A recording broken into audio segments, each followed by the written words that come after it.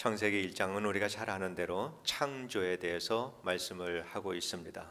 모든 창조물의 중심은 사람입니다.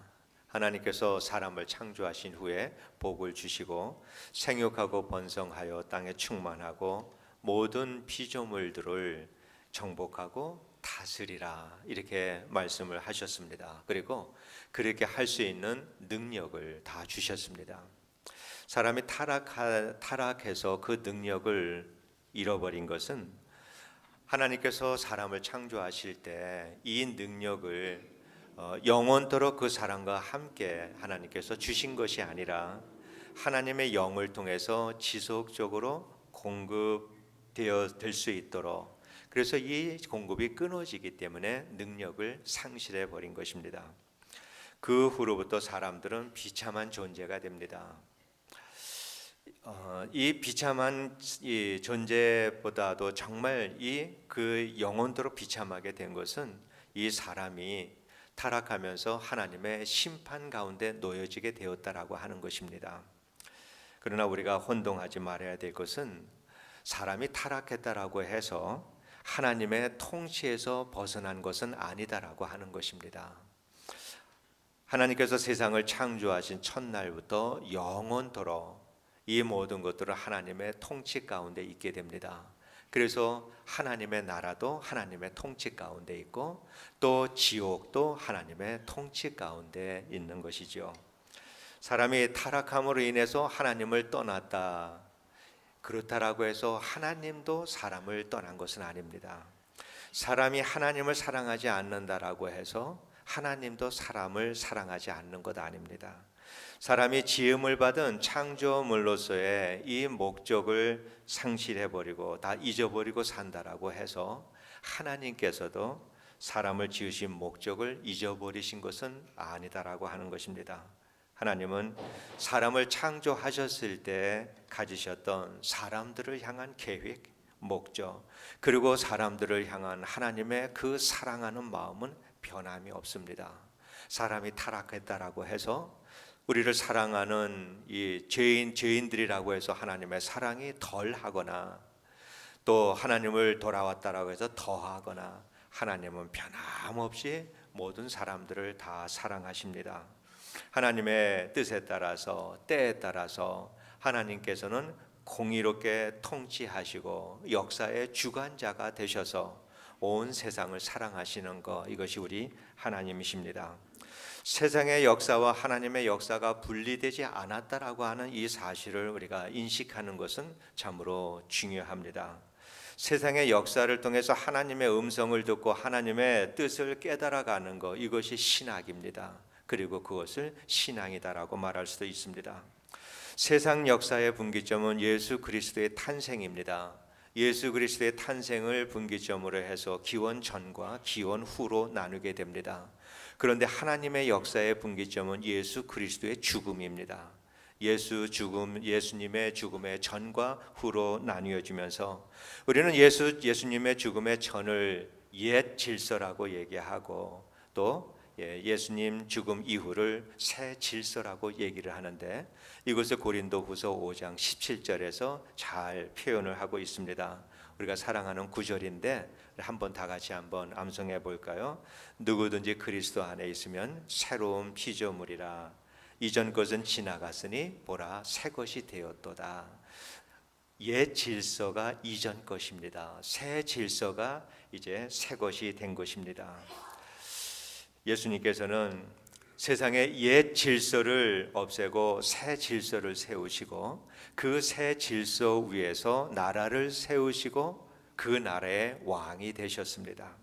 그 승리를 기념하는 것이 종려주일입니다. 오늘이 종려주일이죠. 주님께서 이 땅에 오셔서 하셨던 모든 일들, 출생에서부터 죽음에 이르기까지 이 모든 것들은 이 땅의 왕으로서 이 땅에 오셔서 하셨던 왕의 행보였다. 우리가 그렇게 이해를 해야 합니다. 주님이 하신 일이 얼마나 많은가, 복음서에도 많이 기록되어 있지만은 그거는 아무것도 아니죠. 요한복음에 보면은 세상에 글로는 표현할 수 없을 만큼 많은 일을 하셨다라고 그렇게 말씀하시는데, 주님이 이 하신 모든 일들을 두 단어로 요약하라고 하면 할 수 있는 단어가 있습니다. 그것은 사랑과 겸손입니다. 이 두 가지 단어 속에서 주님은 왕으로서 모든 일들을 하셨습니다.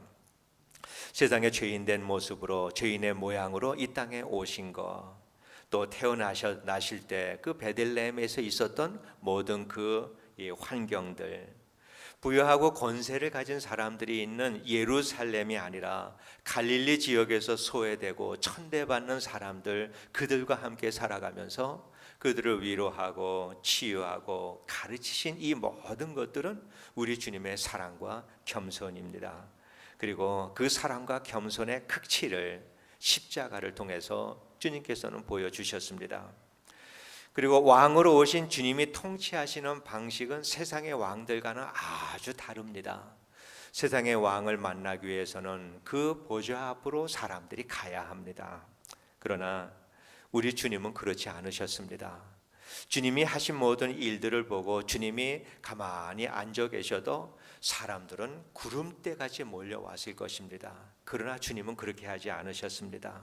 죄인들을 기다리지 않으시고 자신이 지치도록 이 마을 저 마을을 다니시면서 가난한 사람들과 병든 사람들에게 주님은 먼저 다가가셨습니다.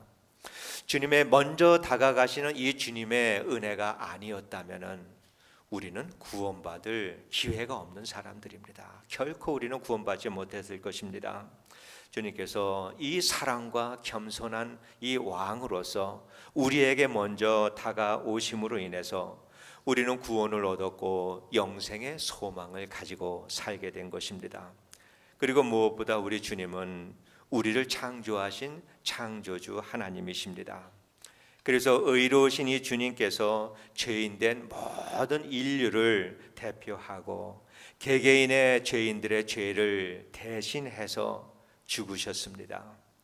그래서 예수 그리스도의 그 죽음이 나를 위한 죽음이고 그 모든 십자가의 사건이 나를 위한 사건이다라고 하는 이 사실을 믿는 사람들마다 다 구원을 얻게 되었습니다. 뿐만 아니라 우리가 지불을 해야 된 죄의 대가를 우리 주님께서 다 갚아주셨습니다. 그래서 이전에는 사탄의 종로로 다며 살았지만은 이제는 예수의 이름으로 사탄에게 우리는 명령할 수 있는 이러한 존재들이 된 것입니다. 더 이상 사탄이 우리 안에서 왕노릇하지 못합니다.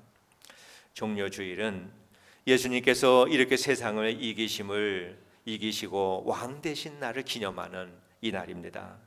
그러나 이 초대교회 때, 초대 때 예수님께서 살아계실 때 예수님께서 수많은 사람들과 함께 예루살렘 성전으로 올라갈 때 그때 예수님이 이 왕이다라고 하는 사실을 안 사람은 단 한 사람도 없었습니다.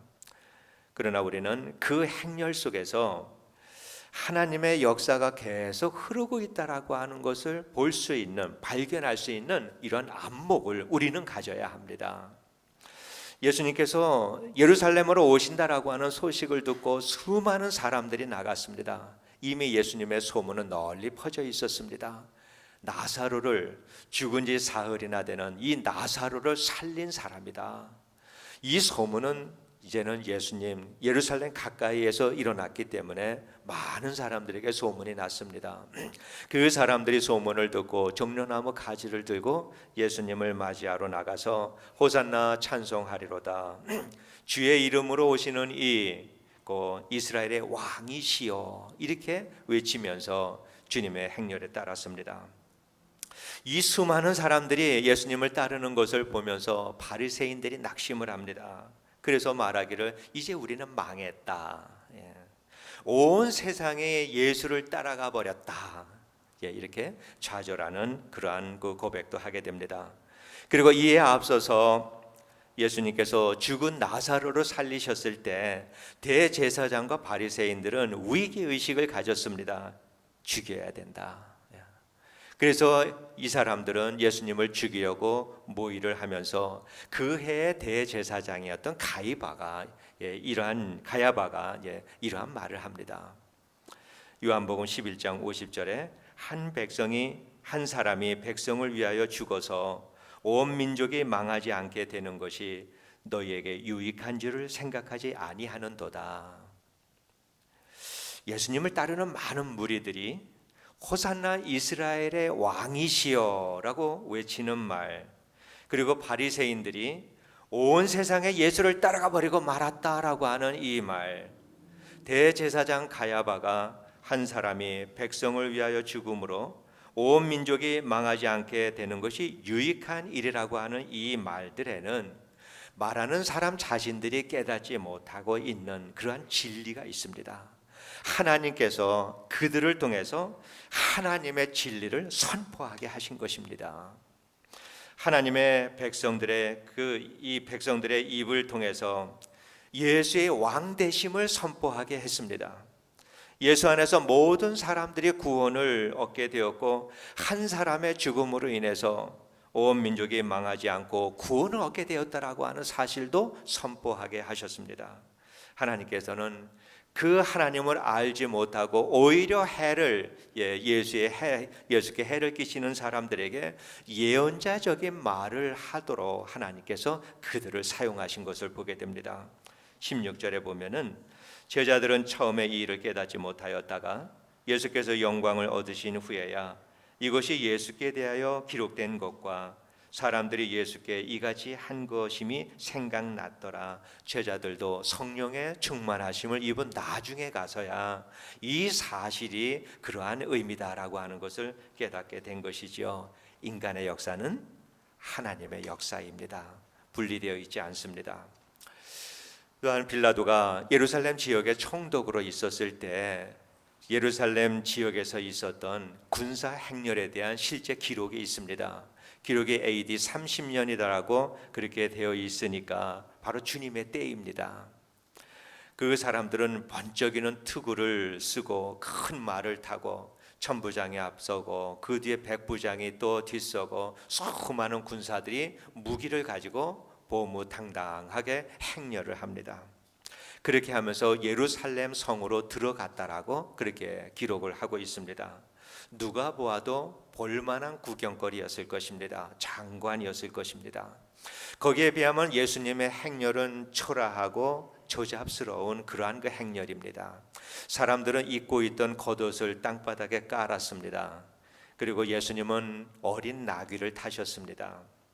그 위를 예수님께서는 가셨고 사람들은 종려나무 가지를 꺾어서 흔들면서 호산나를 외쳤습니다. 질서도 없고 위용도 없고 볼품도 없는 행렬이 우리 예수님의 행렬이었습니다. 빌라도의 군사들의 행렬과 비교해 보면 비교가 되지 않는 초라한 행렬이었습니다. 그 사람들, 그러나 수많은 사람들이 무질서하게 예수를 따라가는데 그 중에서 어느 한 사람도 예수님이 만왕의 왕이다라고 하는 사실을 아는 사람은 단 한 사람도 없었습니다. 며칠 후에 그들이 따르고 기대했던 그 예수는 십자가에 못 박혀 죽었습니다. 사람들이 호산나 이스라엘의 왕이시여라고 외치던 그 예수, 가시관을 쓰고 사람들에게 조롱당하고 십자가에 달려 죽었습니다. 그런데 그렇게 죽으심으로 인해서 호산나를 부르고 뒤돌아섰던 그 사람들을 주님께서는 구원을 해 주셨고 그리고 이스라엘의 영원하신 왕이 되신 것입니다. 오늘은 종려주일입니다. 이 종려주일에 우리가 먼저 우리 자신들에게 질문해야 되는 그러한 그 일들이 있습니다. 나의 왕은 누구신가?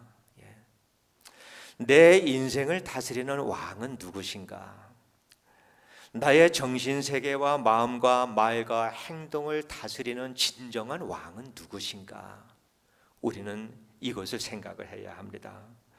우리는 그 왕이 나를 구원하신 예수 그리스도가 나의 왕이다라고 하는 정답을 알고 있습니다. 그러나 우리를 다스리는 그 왕이 가시 면류관을 쓰신 바로 그 예수가 그 왕인가? 여기에 대해서는 우리가 생각을 해보아야 하는데 아닐 가능성이 큽니다. 오늘날의 세상과 교회와 그리스도인들의 삶을 다스리는 분이 가시 면류관을 쓰신 사랑과 겸손의 바로 그 예수께서 우리를 다스린다면은, 그래서 이 모든 것들이 예수의 통치 가운데 놓여져 있는 것이 오늘날의 세상과 그리고 교회와 그리스도인들이라면은 세상은 분명 지금과 같지는 않을 것입니다. 우리의 삶을 잘 다스리는, 주님께서 우리의 삶을 다스리는 이러한 그리스도인의 삶을 우리가 산다면은 우리들의 삶도 지금과는 다른 삶을 살고 있게 될 것입니다. 있을 것입니다. 주님이 우리와 같은 이러한 그 죄인들을 구원하기 위해서 이 사도 바울을 통해서 하신 위대하신 말씀이 있습니다. 우리가 이 또한 잘 알고 있는 로마서 5장 8절의 말씀입니다. 우리 한번 다 같이 암송하도록 하죠. 우리가 아직 죄인 되었을 때 그렇게 그리스도께서 우리를 위하여 죽으심으로 하나님께서 우리에 대한 자기의 사랑을 확증하셨느니라. 참으로 위대한 말씀입니다. 이 말씀대로 우리가 그 예수님의 은혜와 그 죽음을 통해서 구원을 얻었고 하나님의 백성이 되었습니다. 우리의 왕은 번쩍이는 금으로 만든 그 면류관을 쓴 위엄 있게 생긴 왕이 아니라 가시 면류관을 쓰시고 십자가에서 죽음 당하신, 그러면서 어둠의 권세를 이기신 분이 우리의 왕이다라고, 그런 그 십자가의 죽음을 통해서 우리를 구원하신 분이다라고 하는 사실을 우리가 이해를 해야 합니다. 그리고 그 왕을 누가 인정하셨는가? 인정하셨다, 존댓말을 쓸 수 있는 사람은 아니죠. 예수님을 잘 사랑하고 따르던 사람이 그분을 왕이라고 그렇게 인정했는가? 아니죠. 예수님에게 십자가 사용을 언도한 악한 본디오 빌라도, 이가 예수님의 그 머리, 십자가 머리맡에 죄패 위에다가 그가 유대인의 왕이다라고 기록을 했습니다. 그 사람이 유대인의 왕이라고 인정을 한 것입니다. 이 또한 하나님께서 빌라도의 손을 빌어서 그렇게 하신 것이죠. 그 죄패에는 나사렛 예수, 유대인의 왕이다라고 하는 말을 3개 국어로 적어놨습니다. 라틴어, 로마의 말이죠. 로마 제국의 말이죠. 공식 언어죠. 또 히브리어, 헬라어, 이 세 개의 언어를 가지고 이 나사렛 예수, 유대인의 왕이라고 하는 말을 적어놨는데, 히브리 말로 나사렛 예수 유대인의 왕 네 단어의 첫 글자대로 첫 글자만 따가지고 놓으면은 그것이 여호와가 됩니다. 야훼라고 하는 말이 거기에서 또 조합이 되어집니다. 그가고 하나님이시고 세상을 다스리는 왕이시라고 하는 말씀입니다. 이 땅의 새로운 왕, 새로운 질서 가운데 세워진 새로운 나라의 왕으로 오신 바로 그분은 이렇게 갈보리 십자가 위에서 왕이다라고 하는 것을 선포하셨습니다. 누가 하셨어요? 하나님이 그렇게 하셨습니다. 그리고 부활하심으로 영원한 왕이 되셨습니다. 성도 여러분, 우리는 그리스도인들입니다. 우리의 왕은 분명히 예수 그리스도시십니다. 종려주일은 사망 권세를 이긴 그 왕권을 가지신 그 왕을 다시금 우리들의 삶 가운데에서 왕 되심을 기념하는 날, 이것이 종려주일입니다. 내가 만일 내 삶에서 내가 왕 노릇하고 이때까지 살아왔다면은 우리는 그 왕의 보좌를 우리 주님께 내어 드려야 합니다. 그가 왕이 되시기 위해서, 그 자리를 예수께서 차지하기 위해서 그는 십자가의 고난을 당하시고 사람들에게 수치와 조롱을 당하시고 그리고 못 박혀서 죽음을 당하셨습니다. 우리의 왕이 되셔서 우리를 영원토록 사랑과 겸손으로 사랑하고 섬기기 위해서 우리 주님께서는 그 모든 것을 다 당하신 것입니다. 그가 십자가 위에서 숨이 끊어질 때 주님을 따르던 모든 사람들은 다 슬퍼하면서 돌아갔습니다. 그들에게는 더 이상의 소망이 없어져 버린 것입니다. 그곳에 모였던 모든 사람들도 뭔가 기대하고 왔다가 아무 일도 일어나지 않으니까 다 돌아가 버렸습니다.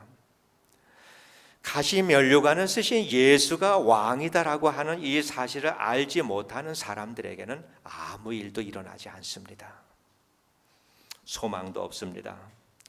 그래서 우리가 구원을 얻고자 하고, 그리고 소망을, 영생의 소망을 가지고 살기 위해서는 우리는 갈보리 십자가 아래로 가야 합니다. 그곳에서 가시면류관을 쓰신 예수 앞으로 나가야 합니다. 그분이 우리의 왕이다라고 하는 이 사실을 우리가 알게 될 때, 거기에서부터 하나님의 나라가 우리 안에 이루어지고 예수 그리스도의 통치가 우리 안에 이루어지게 되는 것입니다. 우리 주님께서는 주님으로부터 멀리 떨어져 있던, 그렇게 떨어져 살던 우리를 다시 부르시고 우리를 영원히 곁에 두시고 사랑으로 다스리시고 예수를 닮은 거룩한 사람으로 만들기 위해서 십자가에 달려 죽으셨습니다. 그분이 우리의 왕이십니다. 우리를 자기의 생명보다도 귀하게 여기시는 정말로 사랑과 겸손의 왕이십니다. 이제 우리는 세상과 하나님 사이에서 갈팡질팡 오락가락하며 사는 삶을 우리는 그만 살아야 합니다. 그러한 삶에서 우리는 떠나야 합니다. 세상을 따를 것인지 예수를 따를 것인지 우리는 분명히 선택을 하고 살아야 합니다. 입으로는 호산나를 외치던 수많은 사람들 다 주님을 떠나고 돌아가 버렸습니다. 예루살렘 성전까지 예수님을 따라서 올라갔던 사람들 아무 일도 일어나지 않자 다 돌아가 버리고 말았습니다. 그리고 며칠 후에 예수님의 12 제자들까지도 다 돌아가 버리고 말았습니다. 예수님께서 예수님의 예루살렘 성전까지 따라갔던 모든 사람들, 호산나 이스라엘의 왕이여라고 부르짖던 사람들은 아무 일도 일어나지 않자 저 예수를 십자가에 죽여라 라고 하는 폭도로 변한 것을 보게 됩니다. 가시면류관을 쓰신 예수가 우리의 왕이 아니다라고 그분의 그 사실을 왕임을 깨닫지 못한다면 우리도 돌아섭니다. 우리가 왜 이렇게 능력이 부족하고 없는 신앙인의 삶을 살아가는가? 이유는 하나입니다. 우리들의 삶 속에서 가시면류관을 쓰신 예수가 우리의 왕이 아니기 때문입니다. 그래서 우리는 어느 때라도 그 예수가 우리의 왕이다라고 하는 이 사실을 깨닫지 못할 때 우리도 제자들처럼 또 군중들처럼 예수님을 떠나서 돌아서 버리고 말 것입니다. 그렇기 때문에 우리가 호산나 이스라엘의 왕이시여라고 하는 이 말은 다른 곳이 아니라 십자가 아래에서 불러야 되는 그러한 그 이름이고 그러한 고백입니다. 오늘 우리가 종려주일을 맞아서 우리가 해야 할 일, 진정한 나의 왕은 누구신가 생각해 볼 수 있게 되기를 원합니다. 여러분의 삶의 모든 주권을 예수께 다 맡기고 살아가면서 오직 예수님만이 나의 참 왕이십니다. 내 삶의 크고 작은 모든 문제들, 내 삶의 구석구석을 우리 주님께서 나를 다스려 주시옵소서라고 하는 간절한 마음을 가지고 우리가 이 종려주일을 지낸다면 참으로 의미 있고 은혜스러운 종려주일을 지내게 될 것이고 고난주간을 지내게 되리라고 그렇게 믿습니다. 우리 주님께서는 우리의 왕이 되시기를 원하십니다. 얼마나 간절한가. 자기의 생명을 십자가에 못 박으실 만큼 간절하게 우리의 왕이 되어주시기를 원하십니다. 우리를 사랑하시기 때문이고 우리가 영원토록 행복하고 영광스럽게 살 수 있는 길은 바로 그 길밖에 없는 길이고, 그리고 그것이 하나님께서 우리를 지으신 창조의 목적이기 때문에 주님은 우리의 왕이 되시기를 원하십니다. 호산나 이스라엘의 왕이시여, 이 고백이 십자가 밑에서 부르는 우리들의 고백이 될 수 있게 되기를 원합니다. 그래서 우리를 죽도록 사랑하시는 그 주님께 우리의 삶의 모든 것을 다 다스리도록 내어드리고, 그렇게 내어드릴 때 우리 주님께서 우리에게 부어주시는 하늘의 신령한 기쁨과 평강과 즐거움, 그리고 영생의 소망을 품고 살아갈 수 있게 되기를 진심으로 원합니다.